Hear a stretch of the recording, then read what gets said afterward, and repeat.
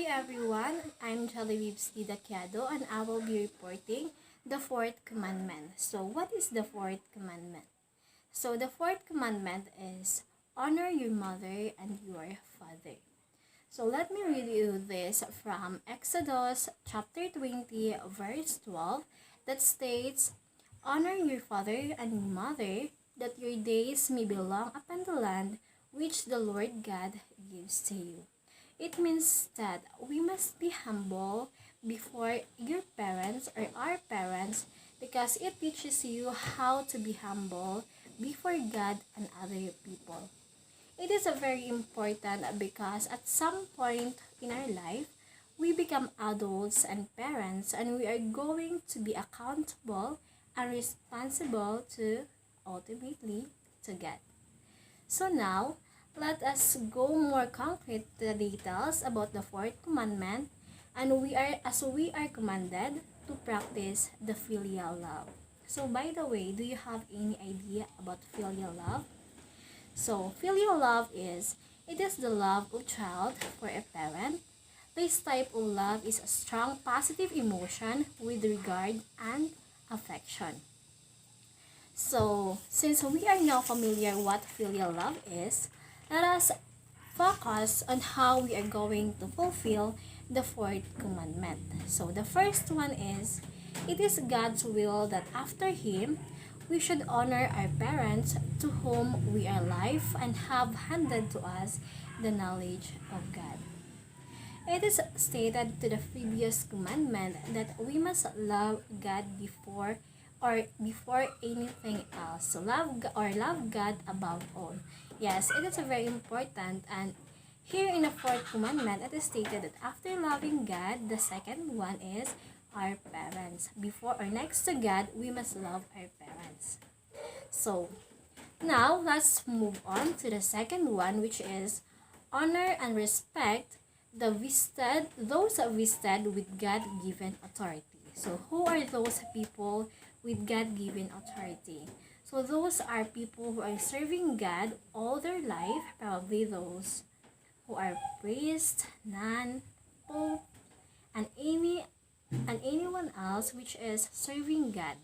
But it is not just we will focus on respecting our parents, our mother and our father, but also those people who are serving God. So the third one is kinship should be established with members of extended family.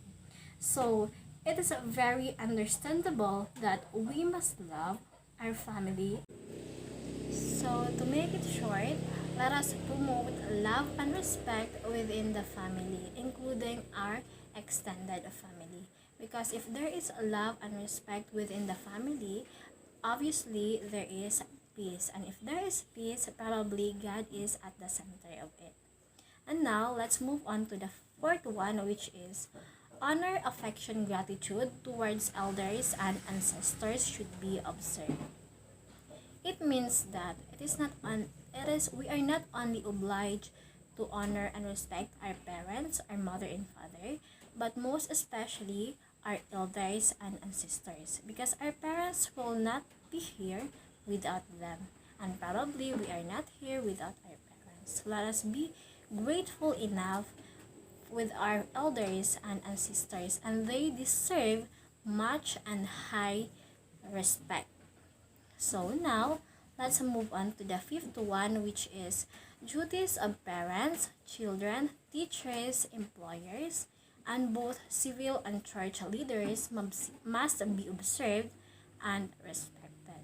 So it means that we can't deny the fact that in life we had different duties and responsibilities, and we had a lot of differences and also similarities. But despite of anything else, let us promote respect. Respect, respect, respect. Because living life with full respect is also living life with God. And regardless of what you are, who you are, what is your status in life, we all deserve respect. So, before it's too late, now let us promote respecting everyone in our life, or those people even though we doesn't know them, or if ever we just met them anywhere, let us also give them respect. So now let us move on to the true meaning of the fourth commandment. So it is the obligation of the grown children to take good care of their observed age parents. So as time passed by, we can't deny the fact that we will become older and older as well, just like with our parents. So now if we are still young, time will come that we will become old, and of course our parents will become older and older. So if ever they will become older and older, it is we are obliged to take good care of. So now let's move on to the second true meaning of the fourth commandment, which is human life of parents are not to be evaluated in terms of productivity. We all know and aware that no one is perfect. We had a lot of flaws and failures. So let us consider our parents also, that they are not perfect. Even if the life that they give to us is not the life that we are dreaming of, let us be thankful and grateful enough, because of that we are now here, strong enough, fighting the different struggles and obstacles in life. So let us not judge or evaluate our parents based on their productivity, because they had also flaws, they had also their weakness. So regardless of that, they deserve as well a high level of respect, because even if they are productive or not, they are still our parents. We are still came from them. So now the third one is both parents are must receive equal respect. So what does it mean? We all know that in our family or in life, there is a mama's boy, a mama's girl, a papa's boy, or a papa's girl. So regardless of that, even if you are a mama's boy, it doesn't mean that you will just love your mother greater than your father, but instead you must love them equally, because they are both your parents. You are not be here without the both of them. So you must promote and practice loving them equally. So the fourth one is children must uphold Filipino cultural values of respect. We all know that Filipinos had a lot of different cultural values with regards to respect. One of that is, in Luzon, is they are practicing po and opo. It is one way of respecting our elders. But here in Visayas, since we are not using the Tagalog language, if we are not using po and opo, it doesn't mean that we are disrespecting them, but instead we are different way on how we respect them. One way of that is when we bless them, or the mano po. It is one way of respecting them. So let us uphold Filipino cultural values of respect.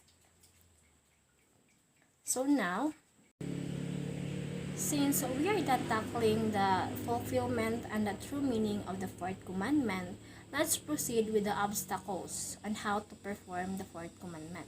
So the first one is, not all parents are loving parents. So if you have a loving parent now, you must be grateful enough, because not all children are gifted with a loving parents. So be grateful enough. Love them, give them love and high respect. So the second one is existence of pain in growing up. Yes, we all know that life is not easy. Life is so uncertain. Life is unpredictable. So it is expected that as we grow up, we will suffer different pains, because pain is part of growing up. If we gain pain, we have learnings.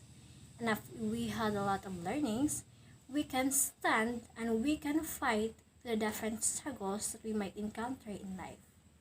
Another is the generation gap. Yes, it is very true that generation gap is an obstacle for a filial love, because if your parent is if you and your parent has a greater generation gap, probably there is a misunderstanding. Why? Because it is very common that our parents' mindset is they are still in the old school. And now in our generation, there are a lot of changes. There are a lot of upgrade na. Our mindset is very upgraded, unlike them, which is focusing on the old school. But it doesn't mean that whether if we had different mindset, we are free or we have the right to disrespect them or their opinion. Still, we will respect their opinion, their idea, but also let us also give them and or explain them our side, which is a product of a new generation, in order for how to have a peace in a family. And again, if there is peace, it's because of respect and love.